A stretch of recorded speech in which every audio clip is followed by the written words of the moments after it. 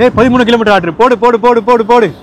Comedy நடிகர் ஒருத்தர் இருப்பார், அவர் ஃபோட்டோ கூட சைடில் போகிற பாருங்க, அவர் நம்பர் தான் சொல்லி தான் விட்டாங்கன்றா பிக்கப் பண்ணும். ஸோ கைஸ், அந்த கஸ்டமர் வந்து கால் எடுக்க மாட்டார். 4 வாட்டி மேலே கால் பண்ணுவேன், பார்த்துட்டேன் கால் எடுக்கல. ப்ரோ ஸ்கூட்டியில் ஓட்டுறவங்கலாம் சில நிறைய விஷயங்கள்லாம் ரேப்பிடில் கொண்டு வந்திருக்காங்களே ப்ரோ, அதை பற்றி சொல்லுங்கள் ப்ரோன்னு சொல்லி சில பேர் கமெண்ட்ஸை கேட்டிருந்தீங்க. அதை பற்றி இந்த வீடியோ எண்டிங்கில் சொல்கிறேன் நான். எல்லாருக்கும் வணக்கம் உறவுகளே, நான் உங்கள் மகேஷ் பர்சன். Welcome back to my new video. So இன்றைக்கி வந்து நம்ம ரேப்பிடோ தான் ஓட்ட போகிறோம். இன்றைக்கி வந்து டே 10. அது என்ன டே 10 சொல்லி நம்ம டிஸ்கிரிப்ஷன் கொடுக்குறோம், அதை பார்த்து தெரிஞ்சுக்கோங்க. இன்றைக்கி ஃபுல்லாக நம்ம ரேப்பிடோ கிட்டத்தட்ட ஒரு 15 ஹவர், நம்ம 14 ஹவர்லேருந்து 15 ஹவர் கிட்ட நம்ம நான் ஸ்டாப்பாக ஓட்ட போகிறோம். எவ்வளோ வருதுன்னு சொல்லி பார்க்கலாம். ரேப்பிடோ ஆன் பண்ண உடனே 11 கிலோமீட்டருக்கு மேலே ஆர்டர் போட்டாங்க. ஆனால் அந்த ஆர்டர் வந்து கேன்சல் ஆகிடுச்சு. நான் ஸ்க்ரீன்ஷாட் எடுத்து அக்செப்ட் பண்ணுறதுக்குள்ளே வந்து கேன்சல் பண்ணிடுறாங்க. வேறு ஒருத்தவங்க அக்செப்ட் பண்ணிடுறாங்க, வேறு ரைடு. இப்போ எங்கே நின்றுட்டுருக்கேன்னா இந்த வீடு. அந்த வீடு மாதிரி தான் ஃப்யூச்சரை கட்டணும்னு சொல்லி ஆசை. இது சின்ன ஆர்டருப்பா, 1 கிலோமீட்டர் ஆர்டர். இதெல்லாம் அக்செப்ட் பண்ண போதில்லை, பெரிய ஆர்டர் தான் நம்ம அக்செப்ட் பண்ண போகிறோம். இதெல்லாம் ஒரே 1 கிலோமீட்டர் சின்ன ஆர்டர்ஸ், இதெல்லாம் நான் எடுக்க போகிறது கிடையாது. ஸோ பெரிய ஆர்டர் தான் நான் எடுக்க போகிறேன். ஸோ அது வரைக்கும் வாங்க, இப்படிக்காம மாங்காடு சைடாக நம்ம போகலாம். ஃபஸ்ட்டு நம்ம ஓட்டுவில் 1 லேக் சேலஞ்ச் மாதிரியே நான் அதுக்கப்புறம் ஓட்டலான்னு சொல்லி முடிவு பண்ணியிருக்கிறேன். ஸோ தான் 10, 9 இந்த டைமில் தான் ஆன் பண்ணுறோம். ஆன் பண்ணிவிட்டு நைட்டு ஈவினிங் ஒரு 6 மணி வரைக்கும் நம்ம நான் ஸ்டாப்பாக ஓட்டலாம். எவ்வளோ சம்பாதிக்கிறோன்னு பார்க்கலாம். அதுக்கப்புறம் 1 ஹவர் வீட்டு பக்கம் வந்தால் சார்ஜ் போட்டுட்டு, ஸோ அதுக்கப்புறமா வந்து மறுபடியும் ஒரு 12, 1 அப்படி பண்ணிவிட்டு அதுக்கப்புறம் காலையும் செடிட் பண்ணி அப்லோட் பண்ணிட்டு நம்ம இந்த டைமில் வரது கரெக்டாக இருக்கும். எனக்கு இந்த டைம் தான் வந்து செட் ஆகுது. 2 கிலோமீட்டர்ஸ் நோ. ஓகே, ஒரு 4 கிலோமீட்டருக்கு மேலே ஒரு ஆர்டர் போட்டிருக்காங்க. முதல் ஆர்டர் நான் வந்து அக்செப்ட் பண்ணிட்டேன் கைஸ். ஏன்னா போரூர் கிட்டே நம்ம அங்கேருந்து பெரிய ஆர்டர் வரதுக்கு நிறைய வாய்ப்பு இருக்குது. நம்ம ரேப்பிடோ பிளாக்ஸ் நம்ம யூடியூப் சேனல் இப்போ தான் ஃபஸ்ட் டைம் பார்க்குறீங்கன்னா, ப்ரோ எப்படி ப்ரோ பிக்கப் பண்ணுறது, எப்படி ரேப்பிடோ ஓட்டுறது எனக்கு தெரியாது அப்படின்னா கவலையே படாதீங்கன்னா ஹவு டு யூஸ் ரேப்பிடோ அப்படின்னு சொல்லி ஒரு வீடியோ டிஸ்கிரிப்ஷனில் கொடுத்துருப்பேன். அந்த வீடியோ நீங்கள் டச் பண்ணி பார்த்துக்கோங்க, எப்படிலாம் கஸ்டமர் பிக்கப் பண்ணணும், ட்ராப் பண்ணணும் அப்படின்றதுலாம். அப்புறம் ரேப்பிடோ ஜாயின் பண்ணணும்னு நினைக்கிறவங்க ஹவு டு ஜாயின் வீடியோ நான் டிஸ்கிரிப்ஷன் கொடுக்குறேன், தெரிஞ்சுக்கோங்க கைஸ். இந்த ஃபேண்ட்டை போட்டே வந்துடக்கூடாது போலப்பா. அதை பாருங்கள், இது வர உட்காந்து இது ரொம்ப கஷ்டம். அவசரப்பட்டு இந்த ஃபேண்ட்டை போட்டு வந்துட்டேன். ப்ரோ ராகுலா ரேப்பிடோ போட்டுருந்தீங்களா? நம்ம பைக்கை திருப்பிக்கலாம். ஓகே ப்ரோ, போகலாமா? பயங்கர டிராஃபிக் தான் போல், ரொம்ப பொறுமையாக தான் கேஸ் போகுது. ஸோ நான் வேறு உள்ளே ஒரு பனியனு, அதுக்கப்புறம் ஒரு சட்டை, அதுக்கு மேலே இந்த ரேப்பிடோ டிஷர்ட் வேறு போட்டிருக்கேன். இதை முதல்ல அவுத்துணும் நம்ம ரேப்பிடோ டிஷர்ட்டை. ஸோ ஆனால் மேக்ஸிமம் ரேப்பிடோ டிஷர்ட்லாம் இருந்தால் போலீஸ்லாம் மேக்ஸிமம் பிடிக்க மாட்டாங்க கேஸ். ஸோ வந்து ரேப்பிடோ டிஷர்ட் மேக்ஸிமம் நான் போட்டுக்கிறது. கைஸ் ஆல்ரெடி வந்து வண்டியில் வந்து பெட்ரோல் இருக்குது. பட் இருந்தாலும் நம்ம கஸ்டமரை கூட்டிகிட்டு போயிட்டு இருக்கும்போது இந்த ரிஸ்க்கெல்லாம் எடுக்கக்கூடாது. எக்ஸ்ட்ரா பெட்ரோல் போட்டு போயிடலான்னு சொல்லி ஒரு மனசில் தோணுது. அதனால் இப்போ 1 லிட்டர் மட்டும் இப்போ நான் பெட்ரோல் போட்டுக்க போகிறேன். ஈவினிங் மேலே வேணால் 1 லிட்டர் போட்டுக்கலாம். ஓகே கைஸ், நம்ம வண்டிக்கு வந்து பெட்ரோல் போட்டாச்சு. அப்புறம் என் வண்டி வந்து எவ்வளோ மைலேஜ் கிடைக்குது, எவ்வளோ மைலேஜ் தருதுன்னு சொல்லி நான் நிறைய வீடியோ சொல்லியிருக்கேன். பட் அகைன் சில வீடியோஸ்லாம் கேட்டாங்க சில பேர். என் பைக் வந்து 60லேருந்து 65 கிட்ட தருது வருது. ஒரு 58லேருந்து 65 கிட்ட தருதுன்றது மட்டும் எனக்கு கண்டிப்பாக தெரியும். ஆனால் அதுக்கு அதுதான், ஆனால் கரெக்டாக கூட தருதுன்றது எனக்கு தெரியல. இதுக்குள்ளே ஒரு இந்த பைக் என்ன மாடல்னு கூட சில பேர் கேட்குறீங்க. BS6 fashion bro BS6. So இன்றைக்கி பாருங்க, ஒரு கிளைமேட் பயங்கரமாக இருக்குது. ஸோ இதே மாதிரி எப்பயுமே நான் ஜாலியாக ஓட்டிகிட்டு இருக்கலாம். டெலிவரி வேலை இதெல்லாமே வந்து எல்லாமே பணம் சம்பாதிக்கணுங்கிறது தான் நம்ம எல்லாருமே வரோம். ஆனால் இந்த வேலைலாம் பணம் சம்பாதிக்கணுன்ற இது மட்டுமே இருந்தால் நம்மளால் இந்த 1000, 2000 அவ்வளோ சம்பாதிக்க முடியாது. ஸோ எனக்கு வந்து அந்த 1 லேக் சேலஞ்செலாம் பண்ணது கூட, ஸோ புதுசாக பார்த்தீங்கன்னா நம்ம 65 நாள் டெலிவரியில் பார்த்து 1 லட்சம் சம்பாதிச்சு அமைச்சிருக்கோம்.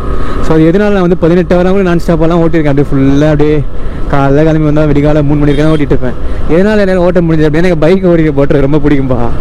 ஸோ நம்ம எதில் இன்ட்ரெஸ்ட் ஜாஸ்தியாக இருக்கும் அந்த விஷயங்களை பண்ணால் அதில் வந்து உழைப்பே தெரியாது, ஜாலியாக இருக்க மாட்டிருக்கு.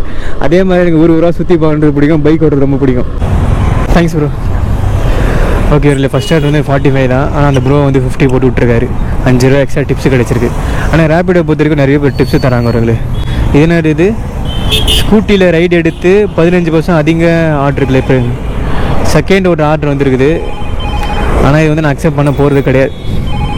அக்செப்ட் பண்ணிட்டேன். அச்சோ, அக்செப்ட் பண்ணுறதுக்குள்ளே அது கேன்சல் ஆகிடுச்சுப்பா.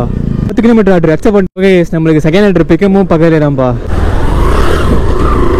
ஸோ அப்புறம் வந்து இந்த பெரிய ஆர்டரில் நம்ம பிக்கப் பண்ணிட்டு ஜாலியாக போயிட்டுருக்கோம். டக்குன்னு வந்து கஸ்டமர் வந்து கேன்சல் பண்ணுறதுக்கு வாய்ப்பு இருக்குது. அவங்களுக்கு கேன்சல் ஆர்டர் போட்டு கேன்சல் பண்ணல, அவங்க ஃபீஸும் பிடிக்க மாட்டாங்க. ஸோ அதனால் அந்த மாதிரி நிறைய பேர் பண்ணுறதுக்கும் வாய்ப்பு இருக்குது. ஆனால் ரொம்ப எக்ஸ்பெக்டேஷன்லாம் வச்சுக்கூடாது. ஏன்னா எனக்கு அந்த மாதிரி நிறைய நடந்திருக்கு. எதிர்பார்ப்புகள் எப்பவுமே ஏமாற்ற முடியாது, நிறைய வாய்ப்பு இருக்குது. நம்ம 7 கிலோமீட்டர் ஆர்டர் வந்துச்சு. டக்குன்னு வந்து ரேப்பிட் வந்து ஒரு ஆடு மாதிரி போட்டு அது கேன்சல் ஆகிடுச்சு. அதுக்கப்புறம் பாருங்கள் 10 கிலோமீட்டர் ஆர்டர் வந்துச்சு. பார்த்தீங்களா, அது ஒரு நல்லதுக்காக தான்.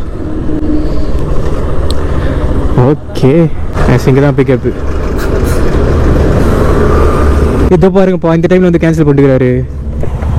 ஆனால் ரேபிட் யார் போட்டு ரேபிடை போட்டிருந்தீங்களா? பாருங்க கைஸ், பயங்கர ட்விஸ்ட் ஆயிடுச்சுல. கரெக்டாக நம்ம ரீச் கொடுத்துருந்தாவாச்சும் நம்மளுக்கு 5 ரூபாச்சும் எக்ஸ்ட்ரா தந்திருப்பாங்க ரேபிட்லேருந்து. நம்ம கரெக்டாக ரீச் கொடுக்கறதுக்கு முன்னாடி கரெக்டாக கேன்சல் ஆகிடுச்சு. சரி விடுங்க, இதெல்லாம் ஒரு ஃபன்னான மூமெண்ட்ஸ்னு சொல்ல முடியாது, கவலையான மூமெண்ட்ஸ். இதை பாருங்க கைஸ், நம்ம கரெக்டாக கிட்ட வந்து இந்த டைமில் வந்து கேன்சல் பண்ணிருக்காங்க. ஸோ இத்தனைக்கும் அவங்க மெசேஜ் வேறு பண்ணியிருந்தேன் கஸ்டமருக்கு. என்ன மெசேஜ் பண்ணியிருந்தேன்னா ஆர்டரை கேன்சல் பண்ணாதீங்க அப்படின்னு சொல்லிட்டு கேன்சல் பண்ணிட்டாங்க. எனக்கு அந்த டைம் எப்படி தெரியுமா இருந்துச்சு, பயங்கர கடுப்பாக இருந்துச்சு. பட் இதெல்லாம் வேறு வழியே இல்லை. அதுவும் நம்ம கஸ்டமருக்கு வந்து நான் சொல்லிட்டேன், சார் வந்துட்டேன் சார், ஆர்டர் மட்டும் கேன்சல் பண்ணலான்னு சொல்லி 2 நிமிஷம் நான் இப்போ நிற்கிறேன், ஆர்டர் கேன்சல் பண்ணிட்டார். சரி விடுங்க, அவருக்கு என்ன இதுவோ தெரில. இப்போ தேர்ட் ஆர்டர் மறுபடியும் ஒரு ஆர்டர் வேறு ஒரு ஆர்டர் போட்டாங்க. அதில் என்ன ட்விஸ்ட் நடந்துச்சு நீங்களே பாருங்கள் கைஸ். கரெக்டாக தேர்ட் ஆர்டர் வந்து போட்டாங்க. 7.7 கிலோமீட்டர்ஸ் கிட்ட ட்ராப்பு. ஸோ அக்செப்ட் பண்ணிட்டேன். இப்போ என்ன ஒன்றா நம்ம இங்கே இருக்கோம் இல்லையா, ஸோ இதுக்கு ஆப்போசிட்டில் தான் பிக்கப் பண்ணுறது இருக்காரு அப்படின்னு சொல்லி காட்டுது. ஆனால் பட் நம்ம சுற்றிட்டு தான் போயிட்டு வரணும். இந்த ஆர்டர் என்ன தெரியுமா ட்விஸ்ட் ஆச்சு, அதாவது அவங்க ஃப்ரெண்டு ஒருத்தர், அவருக்கு தான் அவர் ரேபிட் வந்து பிக்கப் போட்டுட்ருக்காரு. அவங்க ஃப்ரெண்டு வந்து அங்கே வெயிட் பண்ணிட்டு இருக்காரு அப்படின்ற மாதிரி. அவர் வந்து 2 வாட்டி போட்டுட்ருக்காரு இந்த ஆர்டரு. அவர் வேற ஒரு ரைடர் வந்து அவர் பிக்கப் பண்ணிட்டு போயிட்டுருக்காரான். நான் கால் பண்ணுறேன் அவருக்கு மறுபடியும், அண்ணா என்னண்ணா நான் வந்துட்டேண்ணா லொக்கேஷன் அப்படின்றேன். அதுக்கப்புறம் பார்த்தா அவர் வந்து இல்லைப்பா ஆல்ரெடி பிக்கப் பண்ணிட்டு வந்துட்டாங்களேப்பா அப்படின்னு சொல்லிட்டு அப்புறம் 2 வாட்டி போட்டிருக்காரு. சரி ப்ரோ இந்த ஆர்டராச்சும் கேன்சல் பண்ணுங்க, எனக்கு அடுத்த ஆர்டர் வரணும் அப்படின்றேன். அவர் பார்த்தா கேன்சலே பண்ண மாட்டார். ஃபோனு சரி அவருக்கு தெரியல போல, இப்போ தான் ஃபஸ்ட் டைம் போடுறாரு நினைக்கிறேன். கேன்சலே பண்ணல. அதுக்கப்புறம் ஒரு 5 நிமிஷம் வெயிட் பண்ணிவிட்டு நான் திருப்பி கால் பண்ணுறேன் கேன்சல் பண்ண சொல்லலான்ட்டு. அவர் எடுக்கவே மாட்டேன்றாரு. மேபி அவருக்கு தெரில போல. ஸோ இது ஒரு சின்ன கடுப்பான ஒரு மூமெண்ட்ஸ். ஓகே, அதுலேயே வந்து எப்படிலாம் நடக்குது நமக்கு. கேன்சல் வர பண்ணலையே, நம்ம எப்படியாச்சும் கேன்சல் பண்ணால் நமக்கு எதுனா ரேட்டிங் கம்மியாகிடும். ஆனால் எங்கன்னா நகலில் போய் நின்றுட்டு நம்ம பொறுமையாக திங்க் பண்ணலாம். இன்றைக்கி இப்படி தான் ஒரு பிக்கப் நான் போயிட்டேன். அந்த போய் பார்த்தா அங்கே கஸ்டமர் வந்து ரெஸ்பான்ஸே இல்லை. சரி அப்படின்ட்டு வந்து நானே வந்து கேன்சல் கொடுத்துட்டேன். என்ன அப்படின்னா இந்த பைக் இஷ்யூ அப்படின்ற மாதிரி கொடுத்து கேன்சல் கொடுத்துட்டேன். அதுக்கப்புறம் தான் ரேட்டிங் ரொம்ப கம்மியாகிடுச்சு. அதுக்கப்புறமே நான் கேன்சல் பண்ணும்போது ரொம்ப பயந்துகிட்டே இருந்தேன். அப்புறம் பார்த்தா இந்த கஸ்டமர் வந்து ஒன்றும் கேன்சலே பண்ணல. அப்புறம் என்னடா பண்ணுறது யோசிச்சுட்டே இருந்தேன். அப்புறம் ஒரு ஐடியா, அதில் ஒரு ஆப்ஷன் கிடச்சி அதை கொடுத்தேன். அதை நீங்களே பாருங்கள், நீங்களும் அதே மாதிரி கொடுத்துருங்க இந்த மாதிரிலாம் பிரச்சனை வந்துச்சுன்னா. ஸோ கைஸ், அந்த கஸ்டமர் வந்து கால் எடுக்க மாட்டார். 4 வாட்டி மேலே கால் பண்ணுவார், பார்த்துட்டேன் கால் எடுக்கல. இப்போ நம்ம என்ன பண்ணோம் அப்படின்னா, ஸோ அந்த ஆர்டர் வந்திருக்கும் இல்லையா, ஸோ இங்கே மேலே இருக்கு இல்லையா கால் ஆப்ஷன், இதை கொடுத்துட்டு ஸோ கேன்சல் மை ஆர்டர்னு இருக்கும், அதை கொடுத்துட்டு இந்த மாதிரி தான் அன்றைக்கி ஒரு நாள் கொடுத்தேன். நமக்கு வந்து ரேட்டிங் பயங்கரமாக கம்மியாயிடுச்சு. இப்போ வேறு வழியும் இல்லை, அவர் கால் பண்ண எடுக்கவும் மாட்டேன்றாரு. அதனால் நம்ம என்ன பண்ணோம் அப்படின்னா, customer as to cancel vehicle issue, இதில் வெஹிக்கல் இஷ்யூலாம் கொடுக்கக்கூடாது கைஸ், நம்மளுக்கு வந்து ரேட்டிங் பயங்கரமாக கம்மியாகிடும். கஸ்டமர் ஆஸ் டு கேன்சல் இதை கொடுத்து பார்க்கலாம். ஓகே கைஸ், அதாவது வெஹிக்கல் வந்து உண்மையாக நம்ம ரிப்பேர் ஆச்சுன்னா அந்த டைம் அதை கொடுத்துக்கலாம். ஆனால் வெஹிக்கலே ரிப்பேர் ஆகாமல் நம்ம வெஹிக்கல் இது கொடுத்துட்டு மறுபடியும் அடுத்த ஆர்டர் டக்கு நம்ம எடுத்தோம் அப்படின்னா ரேட்டிங் பயங்கரமாக அடி ஆகிடும். ஸோ நான் அதை நீங்கள் பார்த்துக்கோங்க. சிம்பிள்ப்பா, கஸ்டமர் ஆஸ் டு கேன்சல் கொடுத்தா நமக்கே கேன்சல் ஆகிடுது. 13 கிலோமீட்டர் ஆர்டர் போடு போடு போடு போடு போடு. பட் இதுவும் நம்ம ஓவர் சந்தோஷப்படுவோம்னா எப்போனா கேன்சல் பண்ணுறதுக்கு வாய்ப்பு இருக்குது, வாங்க போகலாம். ஈஸி இருந்தாலும் கஸ்டமருக்கு போய் நம்ம மெசேஜ் பண்ணிட்டோம். இந்த மெசேஜில் போயிட்டு on my way please don't cancel அப்படின்னு சொல்லி நம்ம மெசேஜ் அனுப்பிச்சிடலாம். சில கஸ்டமர் வந்து கேன்சல் பண்ண மாட்டாங்க, சில கஸ்டமர் வந்து டக்கு கேன்சல் பண்ணிடுறாங்க. அவங்களுக்கு என்ன பிரச்சனை நம்மளுக்கு தெரியாதுல்ல. ஹலோ சொல்லுங்கண்ணா, அதான் இப்போ வந்துட்டேன் நான் பக்கத்தில் தானே இருக்கேன், ஒரு 2 மினிட்ஸ் மேலே வந்துடும்ண்ணா. ஓகே செகண்ட் ஆர்டர் பிக்கப் பண்ணுற அளவுக்கு ப்ரோ ரேப்பிடவா. ஓகே, இது வந்து ஒரு பார்சல் ஆர்டர் தான் நினைக்கிறேன். ஓகே கேஸ், இப்போ நம்ம இந்த பொருளை தான் வந்து ட்ராப் பண்ண போகிறோம். ஸோ இது வந்து சிம்பிளான பொருள் தான், எப்படியே நம்ம வச்சு எடுத்துகிட்டு போய்க்கலாம். நம்ம பிக்கப் பண்ணதுலேருந்து கரெக்டாக 14 கிலோமீட்டர் காட்டுது ட்ராப்பு. ஆக்சுவலாக இது ஒரு பார்சல் ஆர்டரில் தான் இவங்க போட்டிருக்கணும். ஆனால் இவங்க பைக் டாக்ஸி அந்த மாதிரி ஆர்டரில் போட்டாங்க. ஆனால் அந்த மாதிரி போட்டால் நமக்கு வந்து ஏர்னிங்ஸ் கொஞ்சம் ஜாஸ்தி தான் கிடைக்கும்னு நினைக்கிறேன். ஏன்னா அன்றைக்கி வந்து ஒரு எத்தனை கிலோமீட்டர் ஞாபகம் இல்லை, போன வீடியோ தான் நான் நினைக்கிறேன். ஸோ அதில் வந்து எத்தனை கிலோமீட்டர் போயிருப்போம், ஒரு 19 கிலோமீட்டர் நம்ம போயிருப்போம்னு நினைக்கிறேன் ட்ராப்பு. ஆனால் வந்து அவங்க எவ்வளோ திரும்ப கொடுத்தாங்க, 326 ரூபாய் காமிச்சது ஒரு விலை. அப்புறம் தேர்ட் ஆர்டர் நம்ம ட்ராப் பண்ணும்போது ஒரு சின்ன ட்விஸ்ட் ஆகிடுச்சுன்னா தெரியுமா, ஆல்ரெடினா வர பசியில் வேறு இருந்தேன். பசியில்னா எப்போயுமே ஓட்டாதீங்க, ரொம்ப கடுப்பாக தான் இருக்கும். என்னாச்சு அப்படின்னா, நம்ம அந்த டாப் லொக்கேஷன் போய்ட்டோம். ஒரு அப்பார்ட்மெண்ட்டில் தான், ஒரு அப்பார்ட்மெண்ட் மாதிரி ஒரு இடம், அது உள்ளே தான் அந்த லொக்கேஷன் கிடச்சி. அது உள்ளே போகிறேன். அது செக்யூரிட்டி வந்து அங்கே சைடில் நிற்க சொன்னார், அங்கே நின்றுட்டுருக்கேன். அப்புறம் அந்த பிக்கப் பண்ணிட்டு போனல ஒருத்தர்கிட்ட, அவருக்கே கால் பண்ணுறேன். ஏன்னா அவர் அங்கே போனதுக்கப்புறம் கால் பண்ண சொன்னார். அவர் ஒரு நம்பர் கொடுத்தாரு, அவர்கிட்ட கால் பண்ணி அவர்கிட்ட சொல்லுங்கள் ப்ரோ, அவர்கிட்ட வாங்கிப்பார் அப்படின்னாரு. அவர் வந்து வாங்கிட்டார். வாங்கிட்டு சரி பேமெண்ட் இவர் போடுவார்ல, நம்ம யார்கிட்ட பிக்கப் பண்ணுமோ அவர் பேமெண்ட் போடுறேன்னு சொன்னார். அவர்கிட்ட கொடுத்துட்டதுக்கப்புறம் எனக்கு கால் பண்ணும்போது நான் பேமெண்ட் போடுறேன்னு சொன்னார். ஸோ அதுக்கப்புறம் அவர்கிட்ட கொடுத்துட்டு அவர்கிட்ட கொடுத்து அவர் கொடுத்துட்டு ஒரு கால் பண்ணி இப்படி திரும்பி கால் பண்ணிட்டு இருக்கேன். பார்த்தா கொடுத்தா அவர் காணோம், அவர் போயிட்டார். அப்புறம் வந்து இவர்கிட்ட கால் பண்ண இல்லையா, அவர் வந்து கால் எடுக்க மாட்டுறாரு. இந்த மாதிரி ஆயிடுச்சு. என்னடா இது மகேஷ், ஏமாந்துட்டியா அகைன் ஒரு வாட்டி அப்படின்னு சொல்லி தோணுச்சு. ஏன்னா ஆல்ரெடி இப்படி தான் வந்து ரேப்பிடோ 3000 நம்ம இழந்தோம். ஸோ அது எப்படி இழந்தான்னு சொல்லி டிஸ்கிரிப்ஷனே கொடுக்குறேன், அதை பார்த்து தெரிஞ்சுக்கோங்க. ஸோ அதனால் நான் காசு விஷயம் ரொம்ப ஜாகிரதையாக இருக்கணும் எல்லாத்தையும் சொல்லி நான் யோசிச்சுட்டே இருப்பேன். டக்குன்னு பார்த்தா ஒரு காணோம், என்னடா பண்ணுறதே தெரியல. ஒரு பக்கம் எனக்கு பயங்கர, ஒரு பக்கம் லைட்டாக கோவம் வேறு ஆயிடுச்சு. ஒரு பக்கம் ஏமாற்றிட்டாங்களா அப்படின்னு சொல்லி. அச்சோ இதுக்கப்புறமா ஜாகிரதையாக இருக்கணும் அப்படின்ற மாதிரி மனநிலைக்கு வந்துட்டேன். அதுக்கப்புறம் மறுபடியும் ஒரு வாட்டி கால் பண்ணி பார்த்தேன், 2-3 வாட்டி ட்ரை பண்ணேன். அப்புறம் ஒரு கால் எடுத்துகிட்டு அதுக்கப்புறம் போட்டு விட்டார். ஆனால் அது அன்பாக தான் திச்சாத மாதிரி தான் பேசினார். நம்ம தான் ஒரு தேவையில்லாமல் சந்தேகப்பட்டேன்னு நினைக்கிறேன். பட் என்ன ஒருலே பண்ணுறது, யாருமே நம்ம நம்ப முடியல. அன்றைக்கி கூட ஒரு ப்ரோ வந்து நம்ம வீடியோவில் கமெண்ட் பண்ணியிருப்பார். என்ன அப்படின்னா, ப்ரோ அவரும் பேக்கு தான் மாட்டிகிட்டு இருந்தானா, பர்சனாக பின்னாடி வச்சு தான் போயிட்டு இருந்தான் பேக்கில். ட்ராப் பண்ண கூட்டு போய் எடுத்துருக்காரு. சரி பெட்ரோல் போகலான்னு சொல்லி பெட்ரோல் பங்க் போகலாம். பார்த்தா பேக்கில் அந்த பர்ஸை காணுமாங்க. அவர் யாரை போய் கேட்க முடியும் சொல்லுங்கள்? நம்ம எல்லாருமே நல்லவங்க நினைக்கிறோம், திடீர்னு காணும். இப்போ யாரை போய் கேட்குறது? அதனால் ரொம்ப ஜாகிரதையாக இருக்கணும். ஸோ அதை நீங்கள் நோட் பண்ணிக்கோங்க. இது வரைக்கும் எவ்வளோ சம்பாரிச்சிருக்கேன் நான் சொல்கிறேன். ஜாலியாக தான் ஓட்டிகிட்ருந்தேன். ஆனால் இப்போ ஒரு நம்ம பார்சல் ஆர்டர், அதாவது ரேப்பிடோலேயே பார்சல் ஆர்டர்லாம் இருக்கு இல்லையா, ஒருத்தவங்க வந்து அவங்க வீட்டில் இருக்கிற பொருளை வந்து வேறு ஒருத்தவங்க வீட்டுக்கு கொடுத்து விடுவாங்க. அதுதான் பார்சல் ஆர்டரு. அவங்க ஒரு லொக்கேஷன் போட்டு. ஸோ இப்போ அந்த மாதிரி ஒரு பார்சல் ஆர்டர் நம்ம எடுத்துன்னு வந்துருக்கிறோம். இப்போ ட்ராப் லொக்கேஷன் நம்ம கால் பண்ணால் காலே எடுக்க மாட்டாருப்பா. நிறைய வாட்டி கால் பண்ணி பார்த்துட்டேன். மேபி அவர் பிஸியான ஆளாக கூட இருக்கலாம். யார் தெரியுமா, இந்த காமெடி நடிகர் ஒருத்தர் இருப்பார், அவர் ஃபோட்டோ கூட சைடில் போகிற பாருங்க, அவர் நம்பர் தான். சொல்லி தான் விட்டாங்க பிக்கப் பண்ணும்போது. அவர் பிஸியாக இருக்கார் நினைக்கிறான்னு. காலை எடுக்கலை.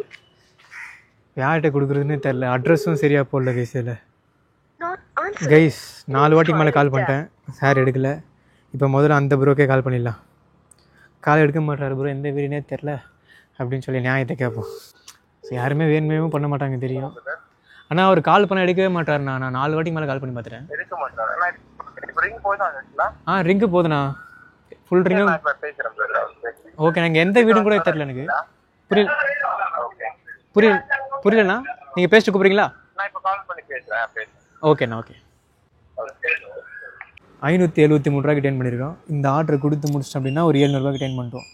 ஸோ வீட்டுக்கு போயிட்டு குளிச்சுட்டு ஒரு 1 ஹவர் எடிட்டிங் பண்ணிட்டு ஒரு 6 மணிலேருந்து நைட்டு ஒரு 12 மணி வரைக்கும் ஓட்டணும் அப்படின்னா சரி நீங்கள் 1500 ரூபா நம்ம சம்பாரிச்சிடலாம்.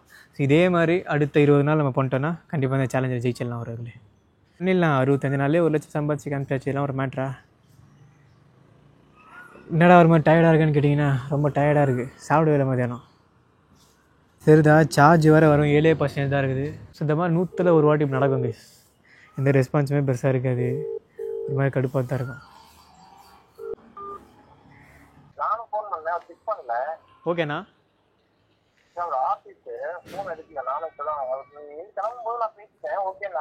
ஓகேண்ணா.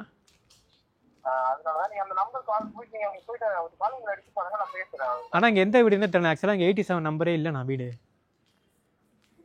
ஆமாண்ணா, இங்கே கரெக்டாக அந்த லொக்கேஷனாக தான் இருக்கு நிற்கிறேன். அந்த 87 நம்பர் இல்லைங்க. நம்பர்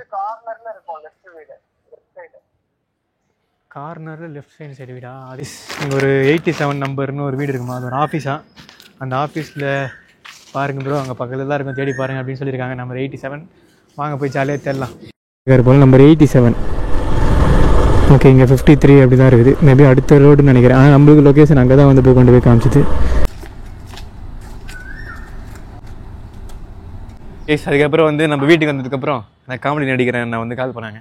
இந்த மாதிரி இந்த நம்பர் வந்து மிஸ்கால் வந்துச்சு அப்படின்ட்டு. சார் ஆமாம் சார், நான் தான் சார் இந்த டெலிவரி பண்ணுறதுக்கு வந்தேன், ரேப்பிடோ பார்சல் ஆர்டர் அப்படின்னேன். ஸோ அப்படிங்களாப்பா, சரி ஓகேப்பா அப்படின்னு சொல்லி சிரிச்சவங்க ஓகேப்பா அப்படின்னு சொல்லிட்டு சரி ஓகே சார் தேங்க்யூ சொல்லி நான் வச்சிட்டேன். ஸோ அதுக்கப்புறம் அதுக்கப்புறம் வீட்டுக்கு வந்து எடிட்டிங் பண்ணிவிட்டு ஸோ கொஞ்சம் நேரம் கழிச்சுமே ஓட்ட ஆரம்பித்தேன். ஒரு 2 ஹவர் கிட்ட ஓட்டினேன். அப்புறம் நான் வீட்டுக்கு வந்துட்டேன். ஸோ எவ்வளோ சம்பாரிச்சேன் நீங்களே பாருங்கள். சரி, அதுக்கப்புறம் நைட்டு வந்துட்டு அப்புறம் போய்ட்டு ஒரு 2 ஹவர் கிட்ட ஓட்டினேன்.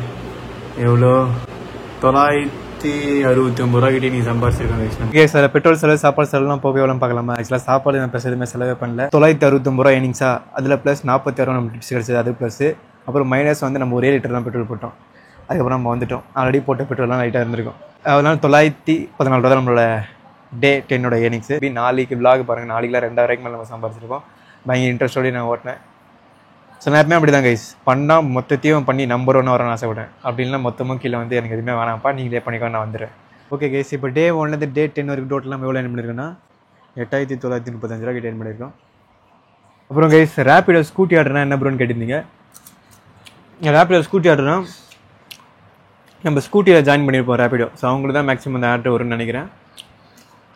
ஸோ உங்களுக்கு ஸ்கூட்டியில் ஓட்டினீங்க அப்படின்னா 15% எக்ஸ்ட்ரா கிடைக்கும். இப்போ தான் ஒரு ஆர்டர் வந்து 100 ரூபானா 100 ரூபாயில் 15% எவ்வளோ 15 ரூபா.